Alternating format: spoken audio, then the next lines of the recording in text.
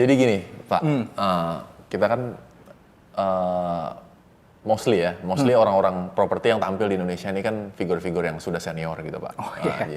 Jadi saya pengen di saya itu dikelilingi oleh orang-orang yang profesional di bidang properti tapi masih muda gitu kan. Jadi Pak Bobby salah satu figur yang saya lihat oke, gitu kan. Alhamdulillah.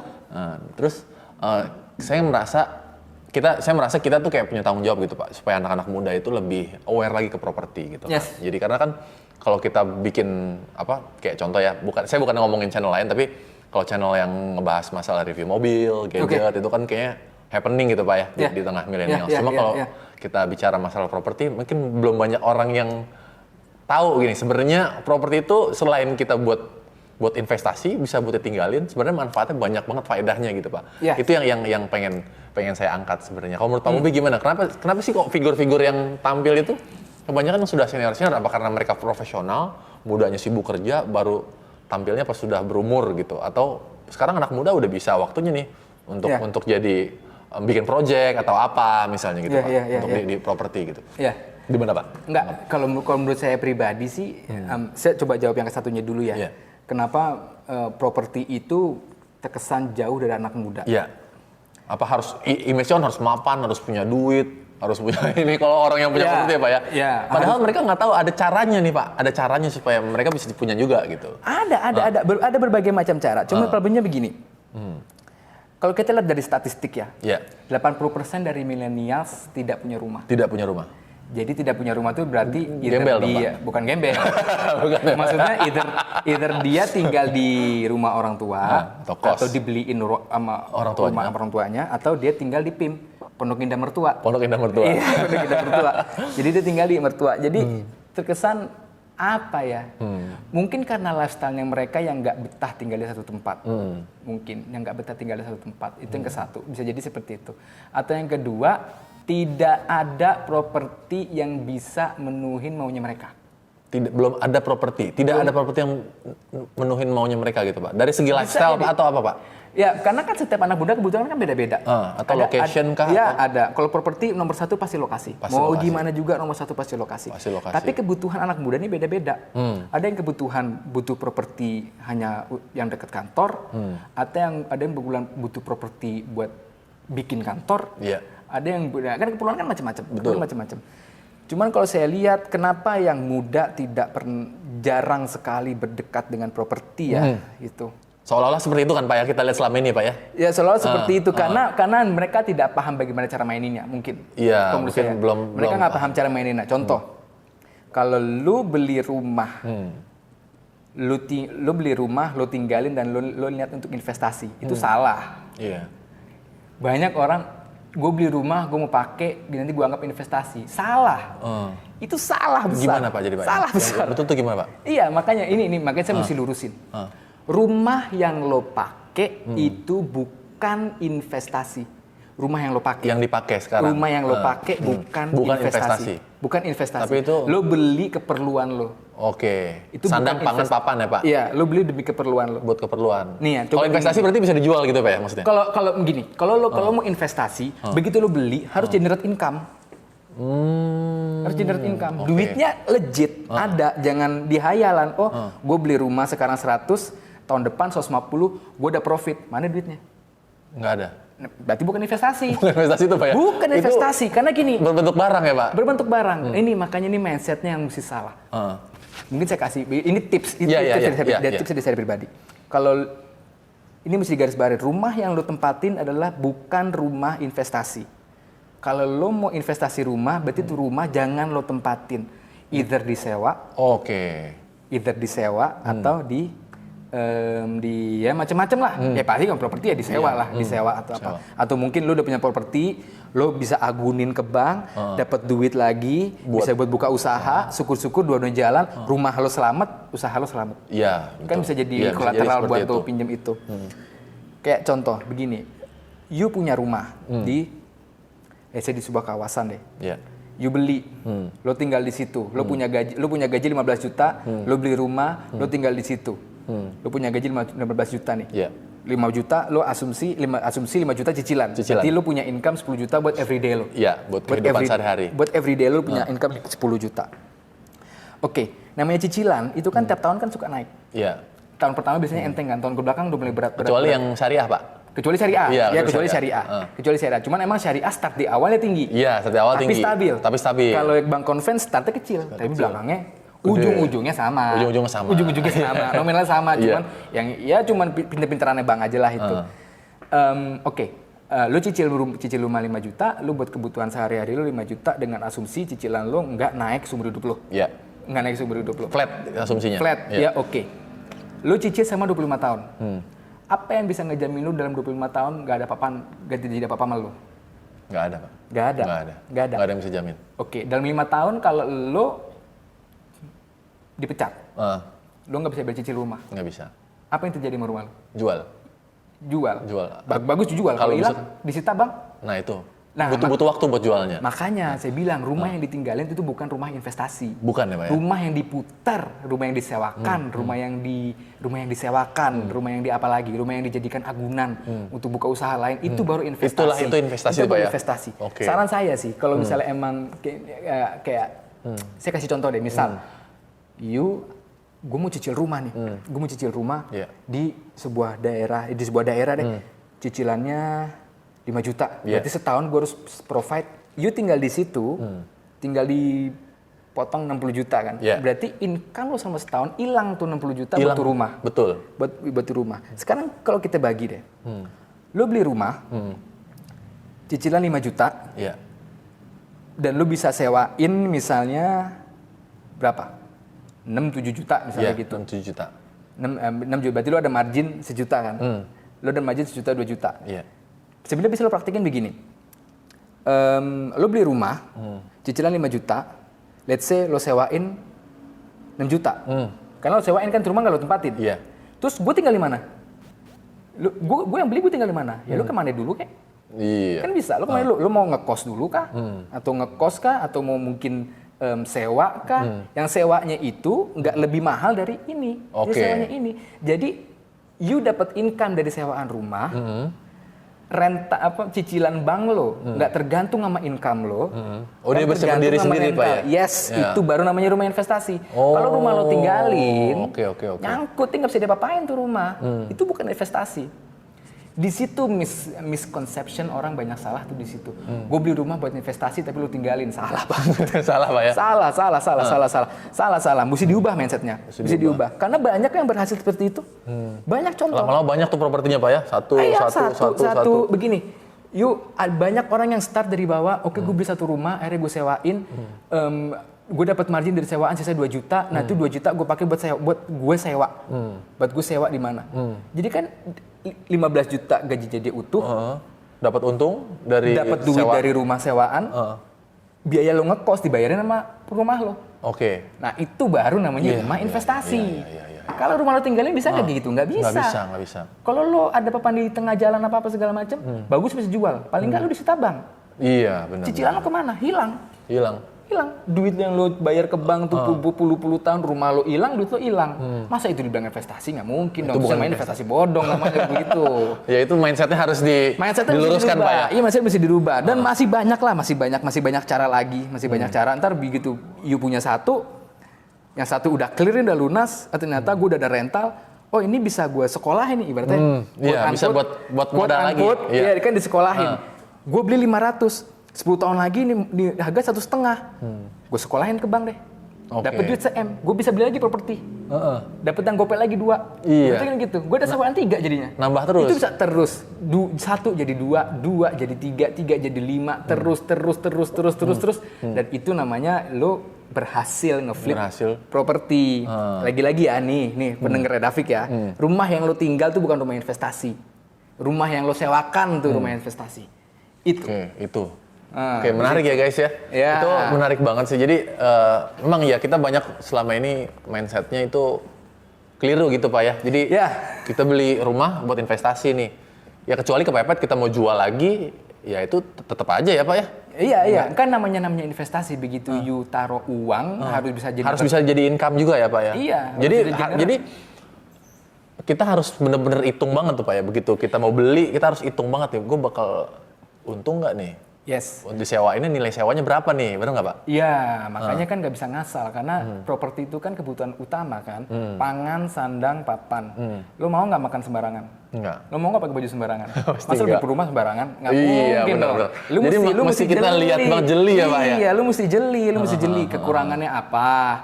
Kelebihannya apa, dari rumah ini gue dapat manfaat apa, di rumah buat gue tinggalin kira-kira selama 25 tahun di cicilan selesai, gue harus berbuat apa. Ya, betul. Kalau emang lo nggak ada niat di properti, investasi, kalau emang lo mau beli rumah buat yang penting gue punya atap, ya it's okay, nggak ada masalah.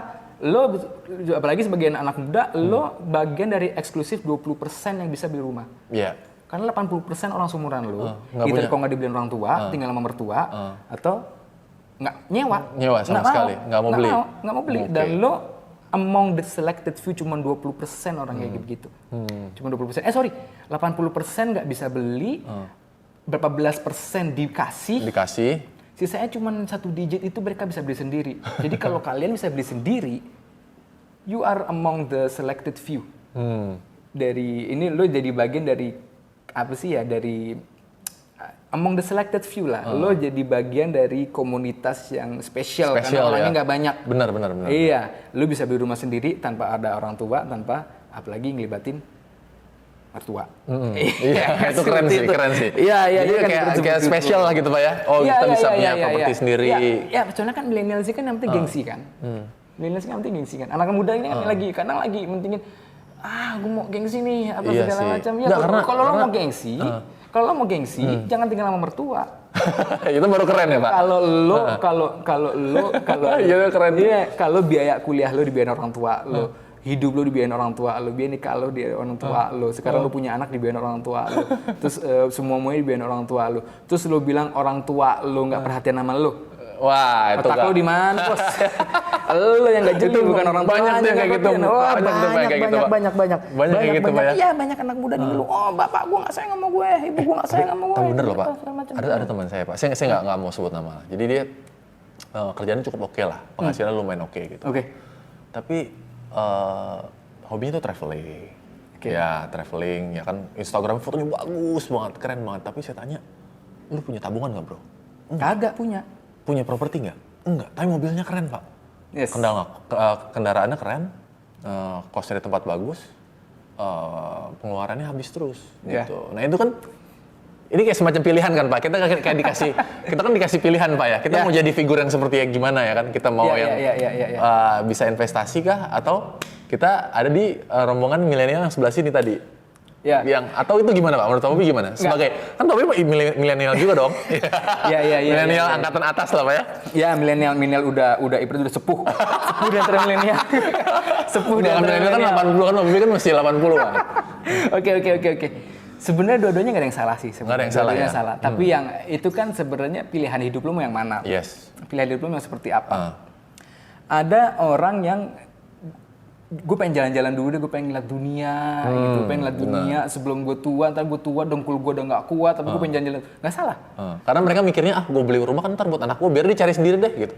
Gue maunya sewa, ada juga kayak gitu kan? Banyak. Ada kayak gitu kan Pak? Itu dia. Semua kan kembali ke kebutuhan masing-masing kan? Iya. Semua kembali ke kebutuhan masing-masing. Tidak ada salah dengan lo mau living a jet set life ya, lo mau rumah lo bagus, rumah bagus. Kendaraan lo bagus, lo sebulan sekali jalan-jalan, apa segala macam, nggak ada masalah. Tapi kalau gara-gara itu account bank lo 0, nah itu masalah. Itu masalah di kemudian hari nanti ya Pak ya. Karena kita kan nggak selamanya kita bisa kerja terus sampai umur tua kan Pak, sampai 60, 70 kan kita kan nggak bisa. Iya. Kita pasti tua kan. Iya, lagi-lagi mindsetnya kan. Lo boleh punya mindset seperti itu. Tapi buat mereka yang suka jalan-jalan apa segala macam. Ya entar lo udah tua, baru jalan-jalan, dengkul lo udah capek, lo nggak bisa ngeliat dunia, apa segala macam. Ya tergantung kebutuhan masing-masing. Cuman kalau lo mau tanya gue, apalagi momen COVID seperti sekarang ya, pegang duit tuh paling enak deh. Paling enak. Cash is the king ya Pak ya? Cash is king. Cash is king. Kalau lo mau nego beli barang sama orang, kalau duitnya nggak depan mata, tuh orang nggak bakal respon kan? Iya. Oh, lo mau beli barang gue 100 juta, mana gue liat duit lo? Duitnya belum ada, lo nawar, oh begini. Kalau duitnya depan mata, brek. Walaupun dia punya 90 juta ya. Oh iya, oke. Ibaratnya kan gitu. Langsung beres ya, Pak? Iya. Tapi iya. advice-nya gini. Oke, you jalan-jalan boleh, tapi lo dapet apa dari jalan-jalan itu? Nah. Jangan berpikir gue dapet hilang stres, no. Instagram bagus, Jalan-jalan, lu butuh duit. Dari jalan-jalan lu ngasilin duit nggak? Nah, itu tuh. Dari jalan-jalan ngasilin pertanyaannya, bagus. Loh, sekarang banyak millennials yang emang travel vlogger. Loh, emang itu udah tugasnya dia jalan-jalan. Tugasnya dia jalan-jalan. Iya, benar. Cuman kalau kita follow dia, kita terbawa sama dia sehingga kita pengen kerja, pengen kerja seperti dia, lagi-lagi lu lupa. Tadi yang gue bilang, semua orang mau nih Ramadhani, tapi lupa mau jadi Adi Bakri. Iya benar. Usahanya udah sampai mana ya Pak ya? Iya, itu travel blogger, nggak mungkin begitu kayak jalan-jalan langsung jadi. Iya, pasti ngerintis dulu ya Pak ya? Makanya jangan hidup di sosial media lah. hidup di kenyataan. Hidup kenyataan ya Pak ya? Iya, semua traveler gram, apalagi sekarang apa sih artis selebgram, segala macam. Lu pikir mereka tuh dapetnya instan kan? Enggak. Pasti usahanya berdarah-darah gitu Pak. Usahanya kayak gimana itu mereka tuh? Usahanya mereka harus kontrol anak buahnya, gimana mereka harus sehat, gimana caranya. Benar. Iya kayak gitu-gitunya.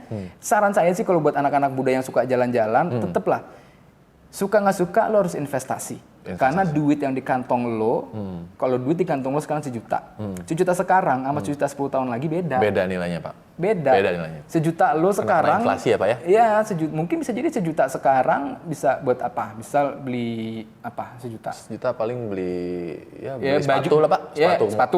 Sepatu deh, beli sepatu. 1 juta 10 tahun lagi bisa beli apa? Kos kakinya doang kali. Kos kakinya doang ya. Bener. Kos kakinya doang. Ya ibaratnya seperti itu. Duit yang ada di tabungan lo itu semakin lama lo tahan semakin turun nilainya. Boleh lo tiap bulan lo tambahin tuh, tapi duit yang diem adalah duit yang rugi. Duit yang kerja baru tuh duit yang untung. Gitu loh. Nah, sekarang tinggal pikir gimana caranya duit kerja kan? Duit muter terus ya Pak. Gimana caranya? Nah, salah satu simpelnya beli properti ya Pak ya? Salah satu caranya beli properti. Ada beberapa banyak cara, tapi salah satu yang paling aman, bisa dibilang ya, aman. Ya, bisa dibilang aman karena hampir tidak ketimpa apapun. Bisa dibilang tuh properti. Properti bisa nggak ketimpa kamu kecuali ya gempa, pasti lah. Kalau gempa udah pasti. Ya, karena at the end of the day semua orang butuh rumah lah. Butuh rumah, semua orang butuh rumah. Tanpa terkecuali. Gitu sih. Oke. Asik banget ya guys, kita ngobrol-ngobrol sama Pak Muhsin ya. Banyak banget nih pengetahuan yang kita dapat gitu. Terus Pak, kalau terakhir nih Pak. Ya. Gimana, kan kita kan ekonomi udah mulai gerak lagi kan ya Pak? Yes. Ekonomi udah lihat lagi. Pak Bobi kan dari sisi pengusaha nih. Pasti kan nanti begitu activity ini udah normal lagi, pasti kan ya kita lihat kebutuhan ya, maksudnya nanti akan buka rekrutmen lagi atau gimana gitu kan. Nah kan banyak anak muda nih, anak muda yang sekarang saat ini lagi mungkin kena dampak COVID, ya kan mereka pengen bangkit lagi kan Pak. Kan ada yang pasti pengen kerja lagi gitu kan, pengen ngelamar kerja lagi. Nah apa Pak Muhsin lihat sebagai pengusaha mau rekrut orang yang seperti apa after COVID ini? Apakah tetap sama seperti dulu atau tetap ini kesempatan gue untuk rekrut yang muda-muda nih? Karena mungkin lebih energetik ya, mungkin gitu. Lebih energetik ya. Sebenarnya bukan atau sama aja atau gimana? Kalau menurut saya sih nggak dalam merekrut kita tidak. Saya rasa ngerekrut orang dari dulu sampai sekarang semua orang yang punya skill lebih tetap itu yang skill diterima. Ya? Tetap skill orang ya, yang punya skill lebih itu pasti yang keterima kan. Ibaratnya seperti itu. Jadi tidak ada sih kita untuk harus muda apa harus begini, tapi yang sesuai dengan kebutuhan kita itu yang akan kita rekrut. Tapi lagi-lagi saya sebagai pengusaha udah mulai mempertimbangkan.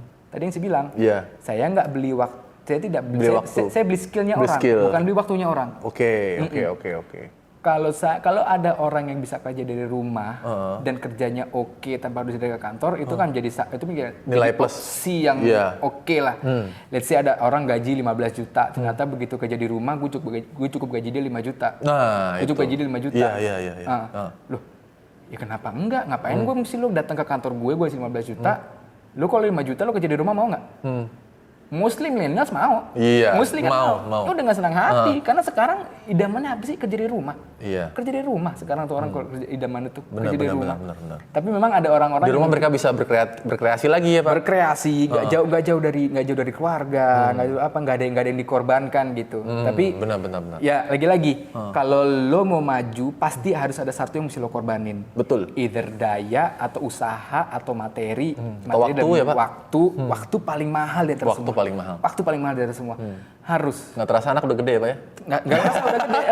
Tahu yang adiknya udah minta adik lagi. Nah, adiknya udah minta adik lagi. Iya. Gimana dong nih? Ya intinya sih gitu. Kalau ini momen yang tepat sih buat kalian yang apalagi masih muda. Kalian nggak usah khawatir.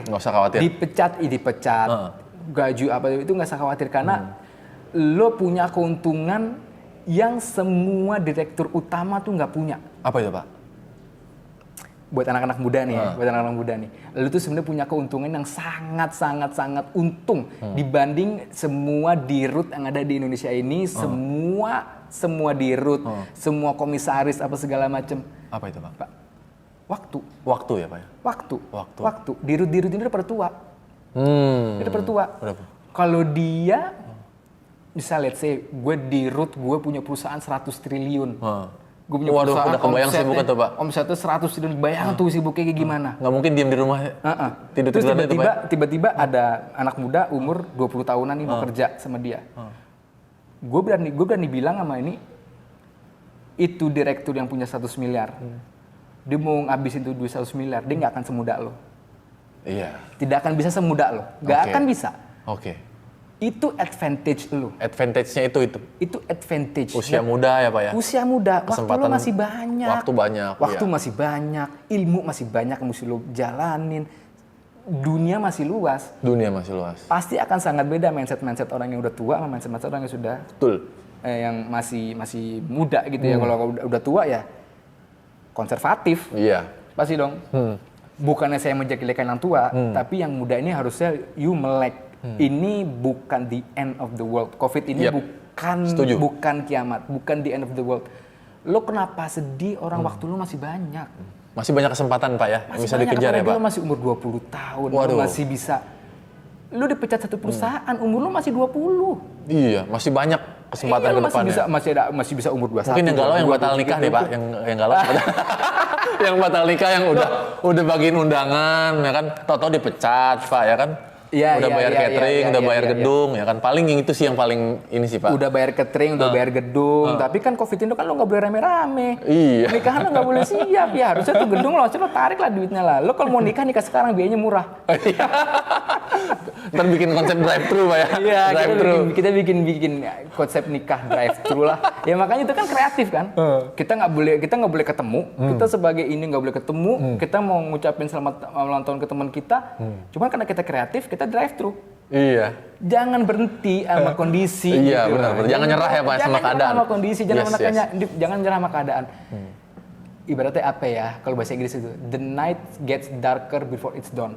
Malam itu akan jauh lebih gelap sebelum matahari terbit. Gitu loh. Jadi kalau lo nyungsep, ya lo belajar lah dari kesalahan lo. Teman-teman lo pernah nyungsep lo. Iya. Teman-teman lo belum pernah nyungsep, lo udah pernah nyungsep. Jadi lo udah punya pengalaman nyungsep. Teman-teman lo belum punya, tapi ya itu kelebihan lo. Iya, udah pernah ngerasain duluan ya Pak ya? Udah pernah ngerasain nyungsep. Ya udah pernah nyungsep. Atau mungkin dalam dunia percintaan deh misalnya deh. Ini anak-anak muda nih. Kalau lo belum pernah ditolak. Wah nggak ngerti gimana caranya. Iya benar Pak, benar. Kalau lo nggak pernah ditolak sama perempuan, lo nggak bakal bisa tahu gimana caranya. Oh, gue ternyata pendekatan gue salah. Betul. Ternyata pendekatan gue salah. Ternyata gue terlalu agresif. Ternyata gue terlalu pasif. Ternyata gue terlalu cuek. Ternyata terlalu ini. Atau mungkin ternyata muka gue jelek, dia cakapan. Oh itu bisa ya kayak gitu ya? Seperti itu kan? Oh iya. Jadi seperti itu. Jadi mungkin ya bisa jadi seperti itu. Atau ya itu dia, makanya kalau lo belum pernah gagal, lo nggak akan pernah sukses. Kalau lo nggak pernah nyobain garam, lo nggak akan tahu rasanya gula. Iya. Gitu loh. Kalau cuma ngasihin gula, nggak tahu rasanya yang lain ya Pak ya. Nggak tahu rasanya garam, begitu kena garam, gitu loh. Iya. Padahal lo garam butuh kan buat masak. Iya. Bener banget. Lebih banyak vitamin di gula apa di garam? Di garam. Banyak yodium dan lain-lain. Obat apa segala macam pahit. Iya. Ada nggak obat manis? Vitamin manis, oke. Vitamin bocah manis. Iya. Betul, ibaratnya betul, gitulah, itulah. Beruntung buat anak-anak muda nih yang sekarang udah nyungsep apa segala macam, lo beruntung. Karena lo udah punya karena derajat lo udah sekali naik dibanding teman-teman lo. Sekali naik, karena udah ngerasain ya Pak, gimana? Yes. Kedepannya pasti harusnya lebih kuat lagi Pak ya, menghadapi reality. Harus lebih kuat lagi, bisa jadi begitu karena lo udah pernah nyungsep. Jadi nyungsep kedua lo tuh udah nggak parah. Udah nggak berasa lagi Pak ya. Gini. Lo udah pernah jatuh, hidung bocor, terus jatuh hidung bocor yang kedua nggak akan sesakit yang pertama kan. Iya, betul. Karena hidung lo udah pernah bocor sebelumnya. Udah pernah ngerasain ya Pak. Udah pernah ngerasain, iya. Jadi beruntung lah. Buat lo yang dipecat, buat lo yang disuruh kerja ke rumah, ternyata lo buat usaha lo yang tutup, lo beruntung. Lo beruntung karena lo udah punya satu ilmu lebih dibanding teman-teman lo yang belum rugi. Yang belum rugi. Jadi rugi itu ilmu ya Pak? Bagian dari ilmu ya Pak? Rugi bagian dari Bisa jadi ya? Rugi itu bagian dari pengalaman ya? Bagian dari pengalaman ya Pak ya? Iya. Biar kita nggak salah langkah 2 kali lah seperti itu. Nggak salah langkah 2 kali. Makanya kalau kita mau melihat ini COVID sebagai bencana atau emang sebagai kaca buat kita lihat diri kita sendiri ya. Ya lebih bagus sih daripada lo bergulet di musibah, lo nangis-nangis juga tuh kan nangis nggak bisa berubah kan. Jadi lo harus siap-siap langsung ubah nasib lo. Sekarang COVID ini momennya luar biasa lo. Semua orang kesempatannya sama lo sekarang. Iya. Iya. Bisnis mana yang nggak hancur? Ada 1-2 yang selamat. Yeah. Ada 1-2 yang selamat, oke. Terus bisnis mana yang nggak hancur? Income siapa yang nggak kurang? Pasti ya income itu. Income siapa yang nggak berkurang? Iya. Cuman kalau income berkurang, kenapa orang jualan yang masak-masaknya di rumah laku keras? Nah, itu Pak. Bayangin waktu COVID. Itu lagi waktu COVID booming banget. Lo pasti banyak teman-teman lo yang jualan makanan apa segala macam. Tiba-tiba dan semua tiba-tiba laku. Saya juga ikutan jual makan, jual asinan saya Pak. Iya, maksudnya gitu loh. Pasti ada cara lain tuh ngasilin itu. Pasti ada, nggak mungkin nggak. Dan harus optimis karena gini. Ini ibaratnya udah titik terendah. Nggak mungkin lebih nyungsep lagi. Nggak mungkin. Udah mentok lah ini Pak ya. Ini ibaratnya udah mentok bos. Ini ibaratnya hidung, mata, udah di lantai ya Pak. Ini udah di lantai nih, udah nyungsep, udah hancur. Masa gue mau jatuh lagi ke bawah? Nggak mungkin. Gue udah di bawah sekarang. Iya, ya betul. Sekarang kita harus comeback ke atas karena nggak mungkin lebih turun lagi dari ini. Betul. Gitu loh. Ini keadaan yang paling bottom lah gitu Pak ya. Iya, karena ini udah keadaan paling bottom, jadi nggak akan lebih jatuh lagi. Nggak akan lebih jatuh lagi. Tinggal kapan saatnya kita untuk bangkit nih Pak ya? Yes, tinggal bagaimana kreativitas kita untuk bangkit. Yes. Dan kita harus survive gimana yang lawan-lawan, apa sih, bukan survive lawan new normal ya, maksudnya survive dengan new normal ini. Harus kita nyesuaiin nih Pak ya? Harus kita menyesuaikan lah. Justru kesempatan tahu. Kayak contoh restoran-restoran yang di restoran-restoran luar, kayak kalau boleh kita atur apa misalnya Kentucky, McD, Starbucks, banyak yang tutup. Banyak yang tutup. Iya, banyak yang tutup. Dan ini kesempatan dong buat brand-brand masakan dalam negeri untuk gantiin tempatnya dia. Local brand ya Pak? Local brand. Iya, misal sebuah restoran restoran let's say Kentucky lah atau McD buka di Kemang. Dia disewa. Terus tiba-tiba tutup. Mau ada merek lokal, mau sewa. Kira-kira yang punya sewaan itu akan ngasih harga murah ke McD atau ke kita? Ke McD Pak. Lebih murah ke kita dong. Oh gitu Pak? Perusahaan luar, iya dong. Oh gitu Pak? Bukannya dia karena anchor tenan jadi lebih murah? Oh enggak, maksudnya yang single. Oh single, oh iya single. Yang berdiri bukan di mall ya? Oh bukan di mall. Iya bukan di mall, ibaratnya ruko lo kemarin disewa sama Starbucks, sekarang disewa sama brand kopi lokal. Oh pasti dia. Lo pasti kasih harga mahal mana? Merek lokal dong. Ini kalau lokasi harga lebih murah merek lokal, karena lo ada merek lokal. Kalau lo punya ruko, karena yang punya, dia dikasih karena ini lokal kasih murah aja deh gitu ya Pak? Iya bisa aja seperti itu kan, dan lo bisa nego karena ya bukan lo doang yang susah. Support dong gitu ya kan? Iya bukan lo doang yang susah. Iya benar. Iya, the chancesnya kalau lo mau buka usaha dan lo mau sewa tempat, chancesnya itu yang punya tempat juga lagi kesusahan duit. Iya, butuh juga dia Pak ya. Butuh juga. Ini momennya nih Pak ya, momennya. Makanya kan seperti di restart. Makanya saya bilang kesempatan lo, kesempatan gue sekarang untuk mau di start sebuah brand baru semua start dari bawah. Gitu loh, nggak seperti kemarin. Iya. Kalau kemarin kan kita yang pengusaha mana mau buka usaha asal ada duit booming. Sekarang semua punya kesempatan sama. Semua punya kesempatan sama. Yang punya duit punya kesempatan sama, nggak punya duit punya kesempatan sama. Oke. Jarang-jarang lo tuh. Iya, betul sekali Pak. Jarang-jarang. Faedahnya COVID itu. Ya, menarik banget ya guys. Ya, Gua seneng banget nih bisa sharing sama Pak Muhsin. Mudah-mudahan kedepannya kita bisa dapat kesempatan lagi ya. Oh ya, anytime. Kalau mau ada tanya-tanya masalah investasi, boleh komen di bawah. Nanti biar David cari jawabannya. Oke, David ini punya link ke semua maestro properti. Amin. Harus saya yang belajar sama dia, bukan dia belajar sama saya. Saya yang belajar sama Pak Muhsin lah. Oke, guys, untuk kalian yang ada yang tanyakan bisa komen di bawah. Untuk kalian juga yang suka sama channel ini, boleh kasih likes-nya. Sama subscribe, pencet tombol subscribe-nya. Oke, kalau gitu makasih banyak Pak Muhsin. Sama-sama. Ya, mudah-mudahan makin sukses, makin lancar. Amin. Kita bisa balik lagi, activity kayak dulu lagi. Ya. Bisa sukses lagi kayak dulu lagi. Ya, gue doain lah, mudah-mudahan David nih. Channel YouTube-nya jalan ya. Amin. Harus. Amin. Soalnya memang harus ada link yang bisa ngejelasin properti ke anak muda ya. Yes. Harus Terima kasih banyak, tuh. Pak. Oke guys, thank you ya. Bye.